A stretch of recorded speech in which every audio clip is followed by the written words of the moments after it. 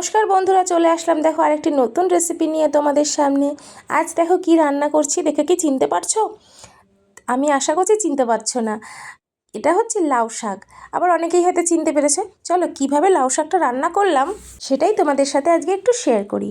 দেখো লাউ শাকগুলো আমি ভালো করে কেটে ধুয়ে পরিষ্কার করে নিয়েছি, আর পুরো ফ্রেশ লাউ শাক।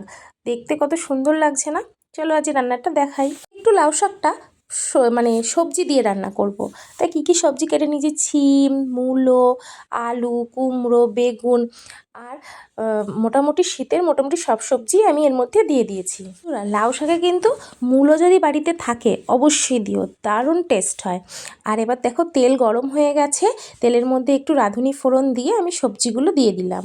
যেটা সব দিয়ে দিয়েছিলাম, তারপরে একটু নেড়ে চেড়ে নিয়েছি। যখন হালকা হালকা কালার মানে সবজির গায়ে হতে শুরু করেছে, তারপরে আমি এর মধ্যে একটু হলুদ দিলাম, দিয়ে লবণ দেবো একটু পরে। এরপর দেখো লবণ দিয়েছি, হলুদটা একটু কম মনে হচ্ছিলো তাই হলুদটা আরেকটু দিয়েছি। আর দিয়ে দিলাম চেরা কটা কাঁচা লঙ্কা। চলো দিয়ে ভালো করে সবজিটা ভেজে নিই। দেখো বন্ধুরা, লবণ আরেকটু দিয়ে দিচ্ছি, কারণ এবার শাক দেব। শাকে তো একটু লবণ লাগে। আগে অল্প দিয়ে ভালো করে সবজিটা ভেজে নিয়েছি, এবার বেশ কিছুটা লবণ আরেকটু দিলাম, দিয়ে এবার শাকটা দেব। দেখো পরিষ্কার করে ধুয়ে রাখা শাক আমি এখন দিয়ে দেব। শাকটা কিন্তু খুব ভালো করে ধুতে হবে, না হলে তো বালি থাকে, তোমরা সবাই জানো। দেখো ভাবে শাক এক এক করে আমি পুরোটাই দিয়ে দিচ্ছি। তারপরে ভালো করে নেড়ে চেড়ে নেব। আর এটা নিরামিষের দিনে কিন্তু খুব রান্না করলে খুবই ভালো হয়। তোমরা আমিষের দিনেও করতে পারো, একটু চিংড়ি মাছ দিতে পারো, তাহলে আরও স্বাদ হয়। নিরামিষের দিনে তো একটা বেস্ট রান্না। দেখো আমি শাকটাকে নেড়ে চেড়ে ঢাকনা দিয়ে ঢেকে দিয়েছিলাম সিদ্ধ হওয়ার জন্য। আর এক ফোঁটাও কিন্তু আমি জল দিইনি। শাকের থেকে আর সবজির থেকে যা জল বেরিয়েছে সেটা দিয়েই শাক, ডাঁটা, সবজি সবই সিদ্ধ হয়ে গেছে। দেখো পুরো সিদ্ধ হয়ে গেছে। রান্নাটা কিন্তু এক ফোড়নের রান্না।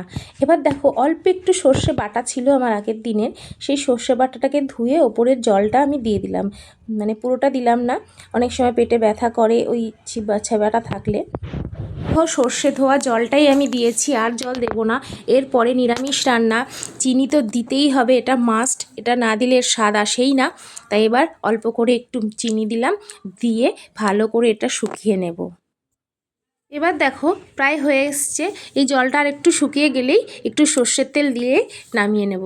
খুব টেস্টি হয়, অসাধারণ হয় রান্নাটা। একবার হলেও বন্ধুরা ট্রাই করে দেখো।